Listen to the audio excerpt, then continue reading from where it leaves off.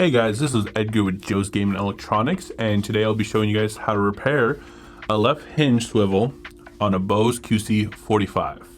Here's the hinge swivel, and the tools we'll be using today. First, we'll need a heat gun, a soldering iron, a Phillips cross S2, and a flathead as well, S2 1.0, and some tweezers. You don't really need the tweezers, but I use them just because I got big fingers and there's a lot of wires you have to unsolder and solder back on. If you're looking for any of the tools, if you don't have these at home, we do sell these packs right here. Has every single tool you'll need for all kind of headphone repairs, but today we'll only be needing the Phillips as well as the hinge. We sell that on an online store as well. So first, we're gonna pop off the ear pad. It just sits on these little clips right here, so you pull one side, not too hard, and comes right off.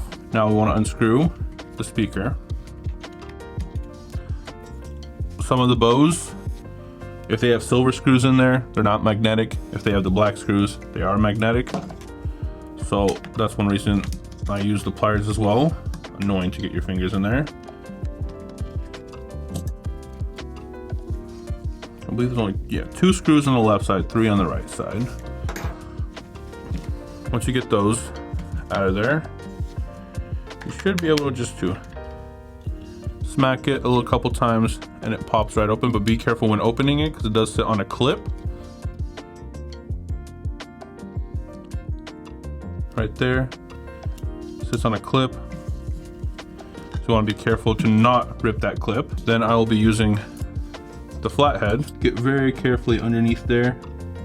There's a little bit of glue that sits right there over the clip. You want to get underneath that glue and just pry it up very slowly. Don't put too much pressure because you do not want to mess up the clip or the board. But a couple little nice light nudges and she's off. Next, we'll be unsoldering this main wire. There's, I think, in total 12 points. So we want to pull this from underneath. Get that up like that. So we do have schematics. You can give us a message or give us a phone call on our website. We have our number. We can send you schematics for the wires so you don't have to take a photo. What I usually do is I take a photo of all the wires to remember, and we'll just pop all these off. I use 840 on the heat for the soldering iron. And as well as I use the pliers or tweezers. It's a lot easier to just get all the wires off nice and cleanly. Should be about 1 second on each wire, and that should be enough heat to pop it right off. Pull some of the wires out of the way. I'll pop off the other ear pad just so I don't burn it on accident. I'm just cleaning up the space for when I put the wires back on. And to make this very smooth, you can take all the excess solder off the wires. We're just putting it on for a second. See if there's too much solder in one spot. This makes it easier for when we're putting the main wire through the hinge swivel, that we can easily fit all the wires through without having, being able to rip it and without having anything hold on to the inside. Just makes the process way easier.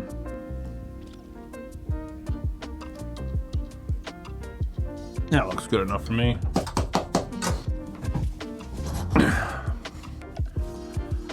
Next, you want to pop off the sides here. I still use the flathead with just a little bit of pressure, not too much. These sides should pop out, just like that. That's the main internal wire side, so you gotta be a little more careful on this side. Just push it down there. To make things easier, I should have done this in the beginning. We'll pop off the opposite side away from the main internal wire. It'll just make pulling it out way easier, and no way to damage the wire if you get this other side out. And just like that, pops out, and now you can pull it right through.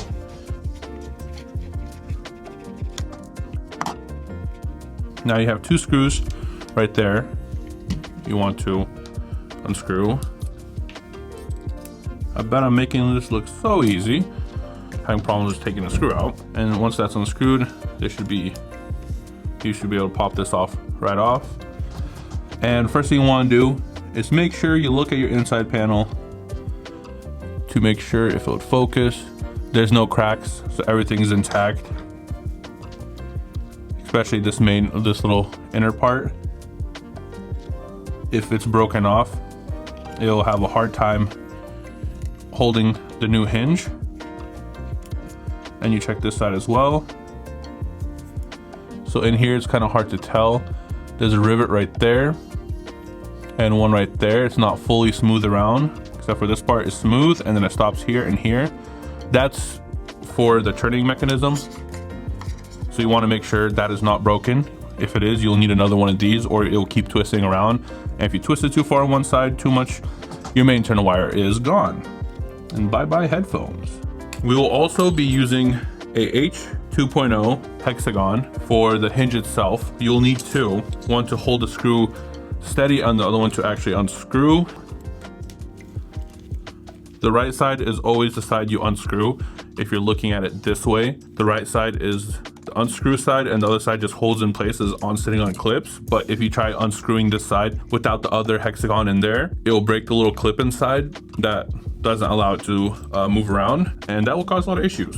You grab your flathead, push the rest of the screw out just like that, and you'll be reusing the screw. If your screw broke in the process of your hinge actually breaking, we do sell the screw with the little washers as well. Now you pop this right out just like that. Be careful because there's a lot of little washers here that you will need to reuse. Take them out, and at this point I would make a marking. Grab anything you can to make a little mark on the main wire to let you know where you want it to be, because if you put it through too much, then when you slide your hinge, it'll pull on the wire and it can cause a tear. And if you put it back too far, there'll be something in the way and you won't be able to push back all the way, and also still cause a tear because it'll be getting mushed in there where it holds inside the hinge. So make sure if you have anything to put a mark in there. It is slightly marked on the wire itself. You see a little bend there, but just in case, it's better to actually use like a highlighter or something to see the place. Okay, this is going to be a little interesting because the sleeve is coming off, which it should not be, but it looks like the sleeve is a little messed up. That's going to be annoying unless I get it through like that. And like a professional, we got it through without messing it up. Now put all the wires through and just slip that sleeve back on. Here's the broken hinge compared to the old one. It's usually this end bit that always breaks off, and just from excessive use or dropping it, we're putting the new one on. This is the interesting and tic-tacky part. You want to bundle up your wires as best as possible, as you'll have to fit them through that hole and into that hole.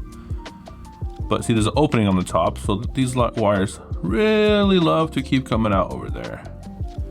And you gotta try and get as best all in one shot, because if any stay back while you're pulling them through, you could tear the wire. And that's a brand new main tunnel wire repair, which is the least fun repair with these headphones. And that's why I always say, if there's excess solder, grab your soldering iron,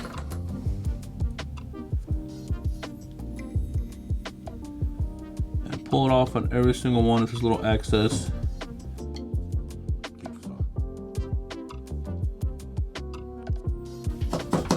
That should help.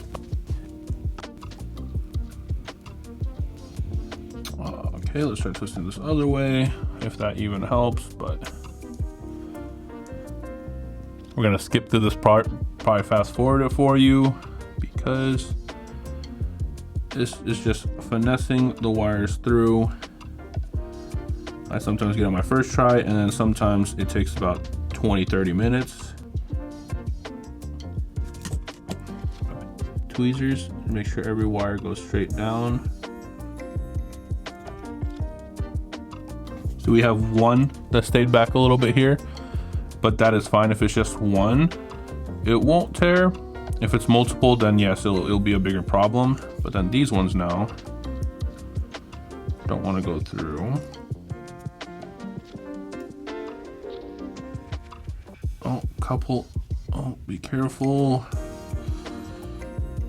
Well, we got lucky there. You don't want to do what I just did. Oh, wires are good. Sometimes it's easy, sometimes it's difficult. It just matters how much solder is left over and how big the actual points are, because these two big ones, they always tough to put through. Now you want to move the hinge down, or the wire through the hinge down, until you get to that point right there where it was sitting at before. Right there. Put the hinge on, just look at it. You see that little gap on one side over the other side? That's where these washers come in handy to keeping that nice and flush. So you have two sides to the hinge. You have a deep hole down here where the washers go, and the very, very light one where it's millimeters. One washer goes into that side, but we put that washer in last. Now this side, we put a regular straight washer first. Then you got these two curved washers that when you put them opposite of each other, they create a little dome. So you place the first one with the round edge up, and then you got the second one with the round edge down. These washers are the original washers that are on the headphones. If you buy the hinge from us, when you get our washers, they're all just straight flat, and that doesn't cause any issues. It's just here you use 4. We made them thick enough where you use 3, and it is the same. Then you want to place that in there like that. Get it slightly in there, not all the way in yet, because now you want to place the last washer into this side. As you can tell, one washer doesn't want to go in all the way. You push it down. You keep moving the washer down with the hinge, and then it fits in perfectly. That creates a little tension now.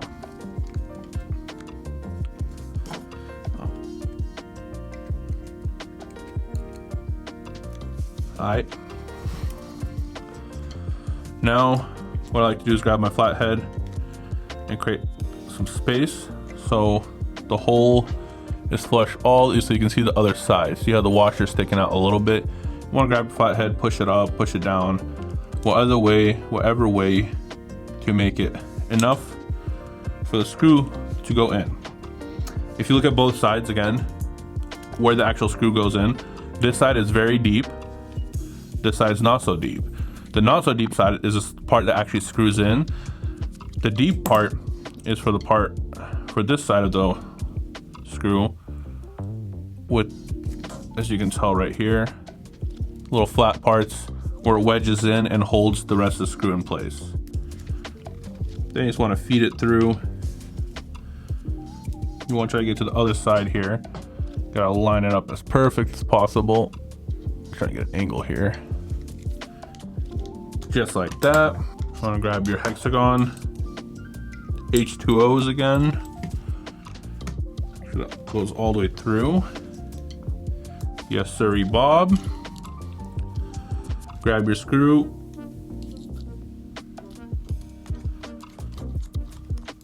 Hold one side and screw the other side in. And right here, the moment you start screwing, if you feel a lot of pressure on this screw and it's starting to move, that's when you know it is good.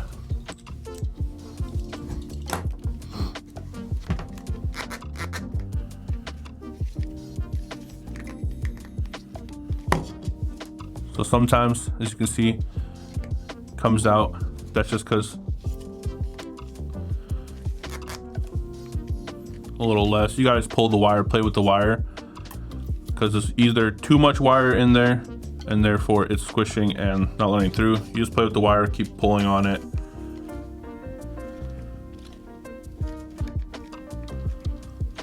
Almost there. That's good enough. Now, to place the panels back on, I believe you just find the opposite side, because so the side screws or bends this way. So you want it to face like that. So when you hold them like this, you know, you flip upside down, that's the same part on either side, and they both go the same way. Because this will allow you to put it in any other way and it can be wrong. You can put it like this way and it'll go around perfectly, but you want to put it in same as the other side. So that outside panel faces up and the inside panel where you see the screws is down, and they both match where they move and slide. Right here, pull too much wire out. We want it to match each side where it was sitting previously. You can see by this bend, you know, that's where it was sitting like this previously. You want to match that as close as possible, because when you're soldering the main turner wire back onto the board, if there's too much wire coming through here, it's going to stick too far out here, and then when you're closing the outside panel, this cup, it can cause an issue, and you can tear the wire, squish it, and then when you screw it in together, you'll squish it against the board, and you could possibly mess up your board as well. We've seen that happen before.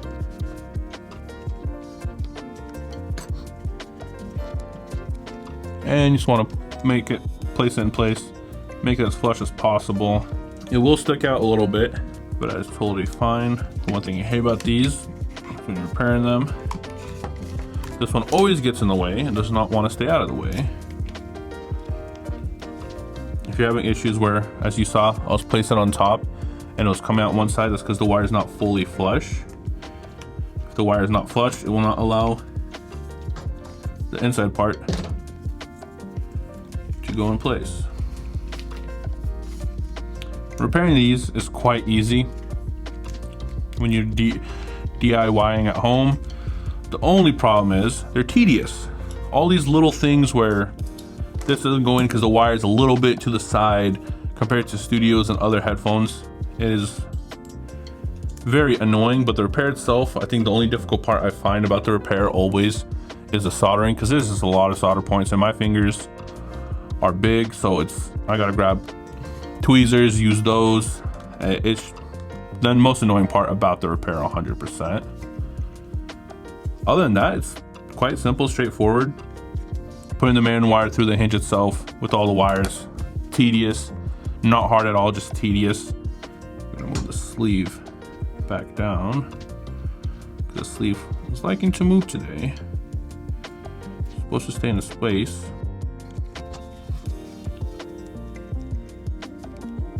Oh yeah, I forgot. These sit on clips, so if you just push the end piece down all the way, it's on clips, nothing will come up. Now we want to grab your speaker housing cup, either or. We want to put the wire back through. But as you can tell, something's off, right? Here's a mistake we've seen happen before. Here's the housing, the right side. It is facing up, this is facing down, but yet, oh, the wires go here. I have made this mistake personally myself, repairing my own pair of headphones, a Bose QC45, and I placed it in like this, and well, when I was done, I'm like, why is it not fitting so proper? Why is this so weird? And I'll flip upside down, like, oh, it doesn't work that way. So you want to make sure to place this upside down like this, then put it in. Not this way, backwards. You want to make sure the outside is facing up Then you can put it through without a problem and not have to worry about your speakers facing opposite side. Sorry about that, got a camera in place. Now I want to place the wires through the main housing. Again, tedious.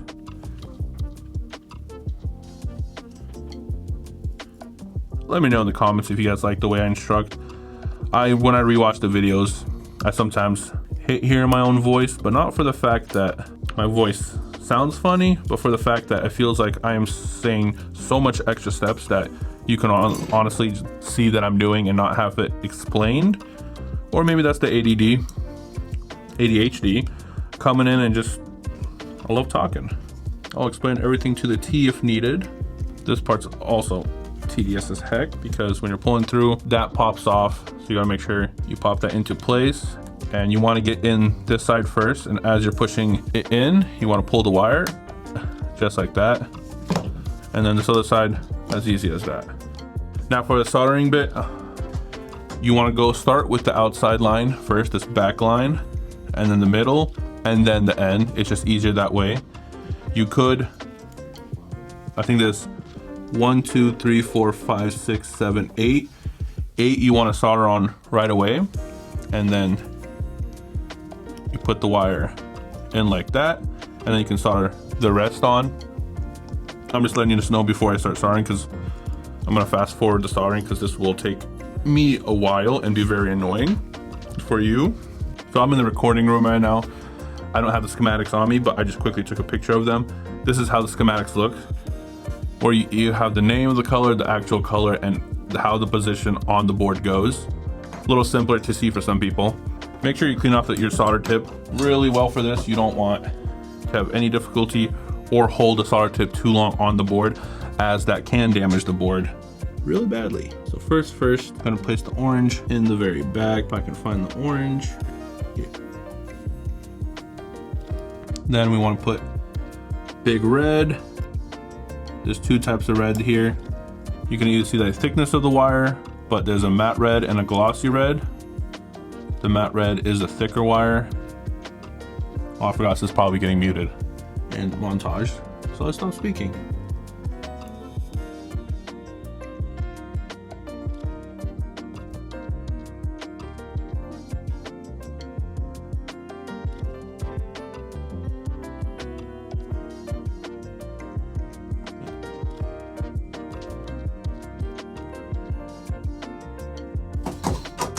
All right, soldering done. Try to get a close up here with it focusing. Make sure none of the points are touching. All the wires are straight on the point. Good. You can recheck the colors to make sure, which I'm gonna do here. Perfect. Now you wanna grab the main wire and tuck it right back underneath here. Be very careful, but right there. Perfect. Here's how it'll all look. Grab your outside panel, or outside cup. There's excess glue on there. I'll pull the glue off. If you want, you can place some tape on there, or maybe a dab of hot glue. Do not use super glue to put this back in its spot, but it should hold off the clip without an issue. When you put it on there, you'll feel a little click or hear the click, and that's on. Here's also a big reminder, make sure it's fully flush like that. If you're placing it and if you have to put a lot of pressure and it's sticking out like this, that's not good. That means something's in the way. But if you can put almost no pressure on and it closes just like that easily, then you're good. But if it's sticking out anywhere and you have to put pressure to put it down, that means there's wires in the way, or you're squishing the main internal wire, or something's in the way and causing this. Want to grab your silver screws, place it in there, not too hard. The moment the screw starts fighting back, you're good. Then you place your ear pads back on, you'll see indents on the ear pad where it goes into each clip. Place one on for you guys. Just like that, it's all in their clips.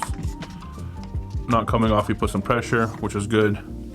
And that's how you place the left hinge swivel on a Bose QC45. Thanks for watching the video, guys. If you guys love what we do, please support us. You guys can click on the links that we have on the end screen. You guys can buy parts, sales, or service so we can continue to make great videos for you guys for many more years. Thank you.